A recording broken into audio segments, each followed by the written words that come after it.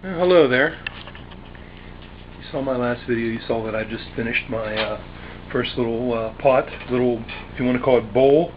I was trying to make like a basic little salad bowl, and it came out okay. But anyway, before I start rambling again, I wanted to show you a few things about my wheel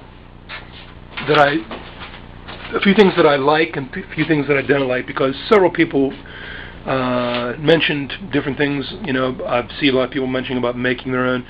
A couple suggestions that I have. One is the seat. A lot of the plans that I saw, including the plans for this one, had the seat flat. Bad idea. I realized right away that the seat had to be on an angle, so I put these braces, and that's made a big difference. You don't realize that you actually have to really lean down into this, into the wheel when you're working on it, if you've never done it before. Another thing is the distance here. This is a 14-inch plastic bat I have on here. I made my wheel a bit smaller, but they all have what I thought was too much room in here, and from the little bit of time I've spent on it, I think I was right. I really don't think that you need as much room in here, and probably more out on the far end, and that's basically how I did it. In fact, even my boxes, when I put them, I had them the other way, and then I flipped them, realizing that I actually want more space on the back, so that I'm just have the things that I'm working with in the front, and this is more like for storage towards the back, and that turned out to be true for the way that I'm working on the wheel. Another thing is this mechanism down here. I basically followed the plans, the design, where I have the hinge. I don't know if you can see it from this angle. Okay, the hinge there in the corner. And I think that the better way would be the way I've only seen from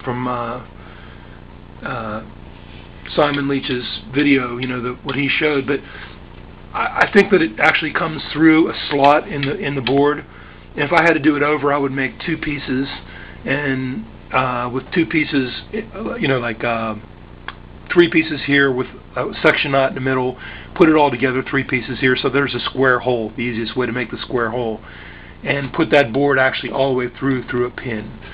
I mean, this is working okay, but I had a little bit of problem. You can hear it creaking. The setup of the hinge, it actually takes more stress this way than you would imagine. You know, just looking at the design. So I would definitely change that. The other thing is that little foot pedal thing that I did turned out to be a great idea. It's just so much more comfortable. When I first did it, I had just the square board, and that you can almost actually pull it back towards you if it's going slow that way. So that worked out really well. The other thing I would probably change is I would have a little bit more of a gap. I only have about a 1/2 inch gap under these beams. I think I would make a little bit more of a gap. I was concerned that it would be too high for my feet, but because I made it, the whole thing actually about 2 inches taller, because I'm almost 6'4", I raised them up too, and I think I would have even raised them a little bit more. I thought they would be too low, but really, when you're sitting on it, it should be, I think, a little bit higher. And the only problem with that is that it gives you less of a gap in there, down underneath the board.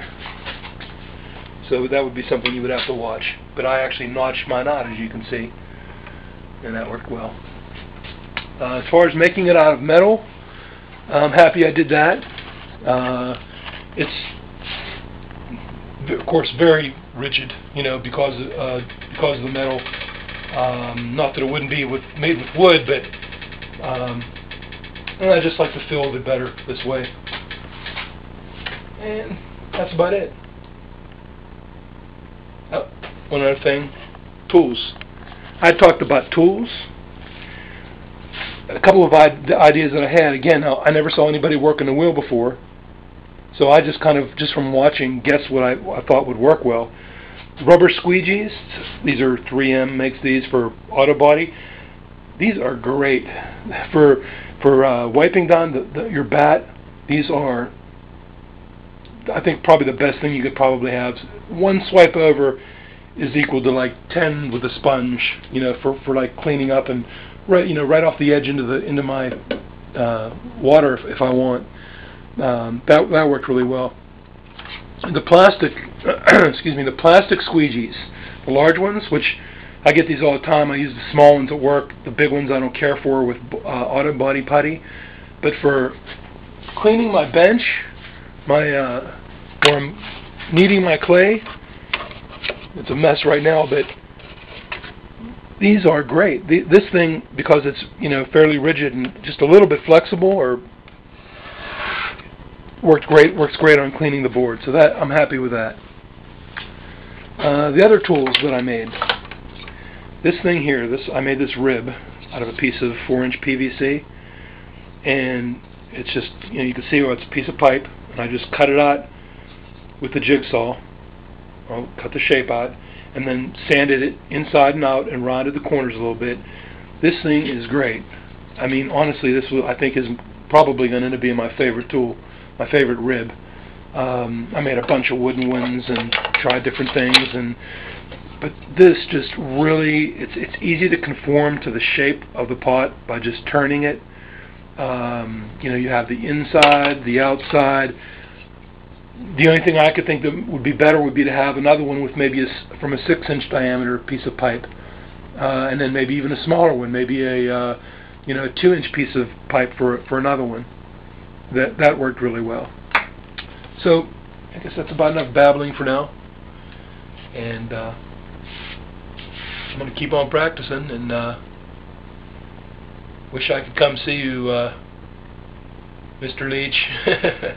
I could use about a week with you out there in Spain, but not really in the budget right now.